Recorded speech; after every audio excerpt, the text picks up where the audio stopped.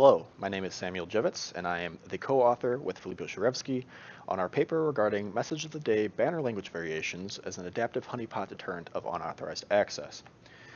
So here's a brief overview of some of the things we'll be discussing today. First, we'll start off talking about system banners, kind of some history with that, warning messages and their effects, as well as languages and how they affect cybersecurity and what we've kind of seen there. We'll go over our research study, the gap we identified, some of the experiments that we performed, our data analysis of our experiment, and as well as the conclusion and findings of that data. So starting from the top, system banners have been in place on systems for quite some time, have been used generally in society, even in the real world for quite some time as well, in terms of warning messages. So on system banners, primarily we're talking about here SSH banners. When you remote into a server and attempt to authenticate, it will display a message, typically saying that something's being recorded or something kind of basic that way. Previous research has shown that there is a reduction in time spent on a system by threat actors when a message is displayed as opposed to no message. And some other research has also identified various types of messages, such as tone, or various types of messages in terms of tone and things like that, and how that also affects behavior, something that we'll be taking a look at in terms of our research as well.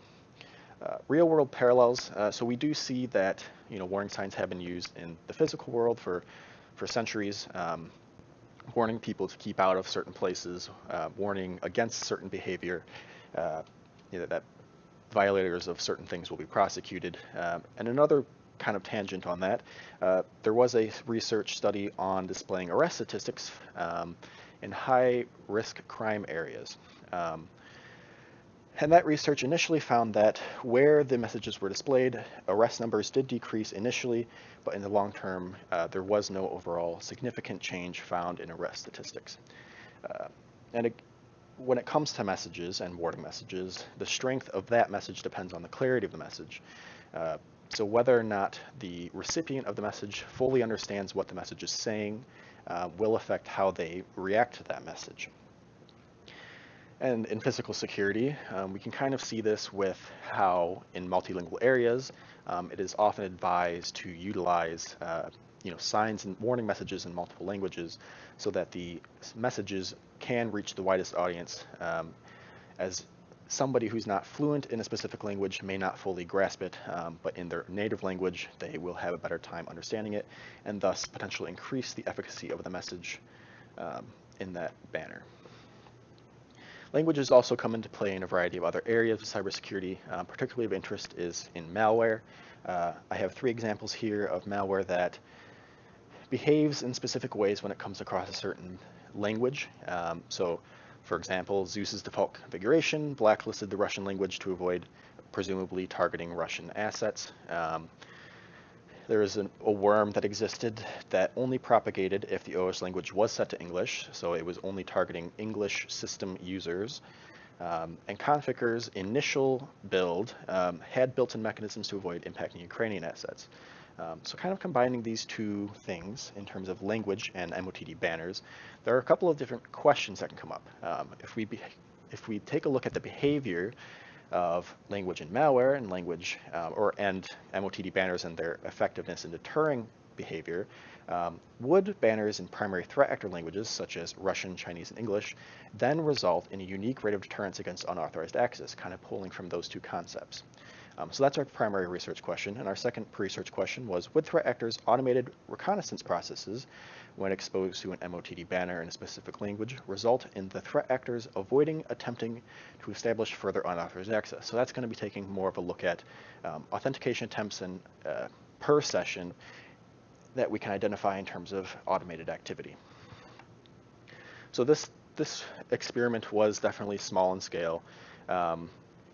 It was self-funded, and it's primarily meant as a proof of concept. It's not going to be a large collection data, but it's a starting point for kind of going forward and expanding this out. So for this experiment, we chose 3 primary threat actor languages: English, Russian, and Chinese, based on some information that we had understood. And we utilized a professional translation service to keep the message consistent across languages to avoid unintended consequences or effects to our data as it relates to potential message variation between languages. So if the message mutates, it might not be so reliable. And for this, we also we created and utilized a fairly standard message sign that kind of sounds just like legalese, that it's being monitored or that people will be prosecuted. And so these are the three messages that we had across the different banners. So for our infrastructure, again, this was very basic. We primarily set up 3 honeypots via Amazon AWS. They were all in the same region, hosting region. They all had fairly inexpensive T3A micros with Amazon Linux 2 AMI. Again, because they are fairly basic honeypots, we primarily utilize SSHD for data collection, or that's output for data collection. So we modified SSHD to point to a unique banner, one per system of each language. We allowed for password authentication, and we allowed 10 authentication attempts per session and a max of 10 concurrent sessions. In terms of network, all of these were placed on the same, as I mentioned, in the same region. There was one network range in a single VPC broken up into 3 subnets. Each of those subnets was routed through a singular Amazon Internet Gateway, and each system had its own public facing Amazon Elastic IP address per the network interface, which was 1 on the system. Each system, I should say. Again, this is, I keep harping on this, but it is a rather proof of concept and basic research. However, so we were primarily pulling SSH logs from the var log secure log, and we were parsing those for data and splitting them into observations via a key, which was the process ID, which we appended with a rollover tag whenever the process ID was seen again. So with that, each observation was then containing the PID key, the timestamps for when it was first seen and last seen, so when the session began and ended, the IP address associated with the session, the number of failed attempts per the session, and the geolocation data associated with that IP address. Geolocation data was collected via MaxMind, so we utilized MaxMind services, a database after the fact, not real time. So there could be some discrepancies there in terms of if IP addresses changed geolocation during the experiment time, but it should be rather minimal, we would believe. And the data collection occurred through about approximately a week. Language prevalence among certain countries and regions. So in terms of ethical considerations, we do want to condemn inappropriate extrapolations and generalizations when it comes to languages, especially because certain languages may be associated with certain regions, cultures, and peoples. There are many different reasons that a threat actor may be motivated, and we also make no attempt to identify any entity behind any observed activity. Furthermore, the exposure of this potential area of research in terms of language variations could act as a tip-off of deterrent tactics if they exist as it relates to language variation.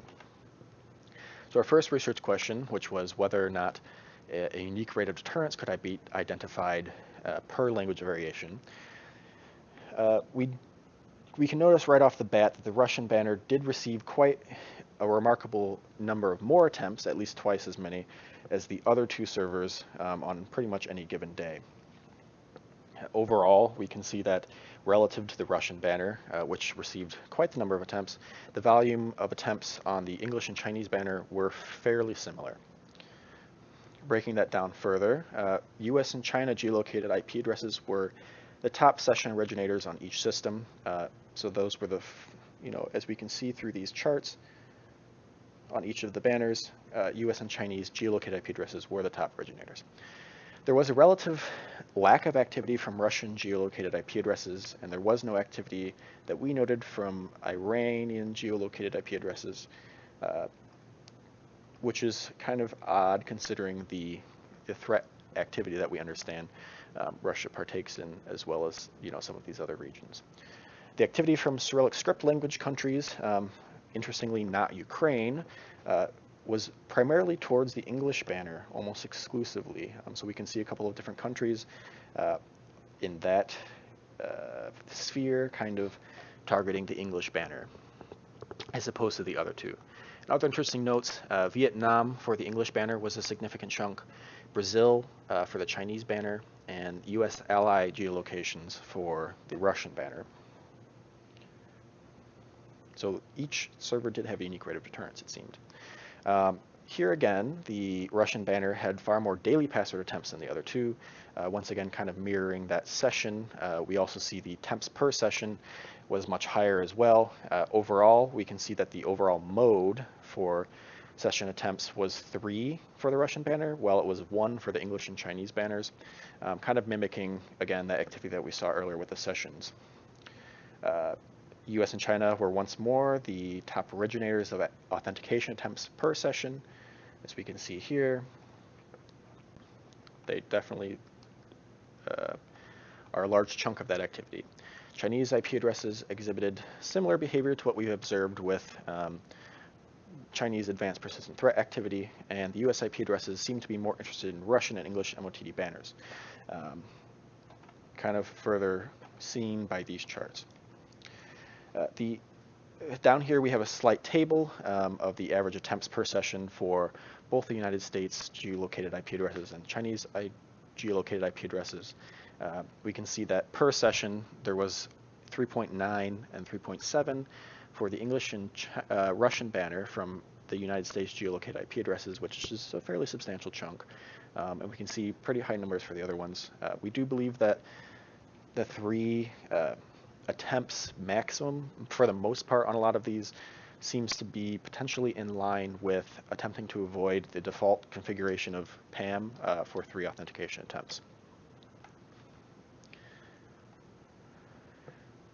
So kind of diving into these research findings, we can see for the first research question regarding unique rates of deterrence, we did observe a unique geolocation makeup per system and unique rates of activity in terms of what was going on the system. So we're seeing a variety of different countries, and we're seeing a variety of different statistics in terms of authentication attempts and sessions created. Particularly, that is very noticeable with the Russian banner, which saw remarkably different behavior as opposed to the English and Chinese banners, which relative to the Russian banner had fairly similar volumes of traffic. This could be the result of the IP address being assigned by Amazon was numerically much more distant from the other two. So if certain threat actor groups were looking at different ranges, they might hit the English and Chinese banners and not hit the Russian banner, or vice versa. That could kind of affect that activity. There could have been intentional targeting for the Russian banner, or there could be no avoidance mechanisms that were in place for other twos. We're not quite sure at this point. There are definitely a lot of external factors that could impact this. Proportionally, there were higher percentages of activity from geolocation for primarily spoken language compared to the other servers. So while this is not necessarily a large margin or maybe not a major significance, it could suggest that the banner was being comprehended more so by native speakers, and therefore this could potentially mirror what was seen in previous research, which showed that legal tone messages actually increased the amount of activity on a banner or on a system. So as our message was legally noted or had a legal tone, it was more so related to that. We also note that there are definitely other factors. There was an interesting point where there seemed to be a lack of Russian activity generally, and there could definitely be proxies that are in use here. Threat actors could come back with proxies, threat actors could start with proxies. It's definitely not necessarily clear in that regard.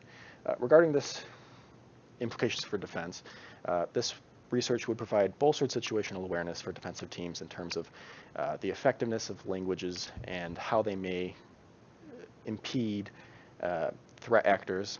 Language variations could be utilized as smoke screens in terms of changing languages on the fly to slow down or confuse threat actors. It could impede attribution by changing languages and making it more difficult to identify what the defensive team or who the defensive team is, or the offensive team even. And you could also pair it with known credentials to learn the approaches and processes of a given adversary. If you know a specific adversary is attacking, you can see how they may interact with different languages, which could provide some further insight there. Again, this was a very basic proof of concept research project. In the future, it would definitely benefit from more comprehensive honeypots and keys being developed. More advanced fingerprinting could allow us to identify fingers on keyboard activity versus automated activity, initial reconnaissance activity versus return activity. There's definitely a lot more that can be done, as well as expanding out into other hosts aside from Amazon AWS and other regions and other locations, as well as the meanings of the messages themselves. So we'd like to thank you for listening, and we're happy to take any questions you may have.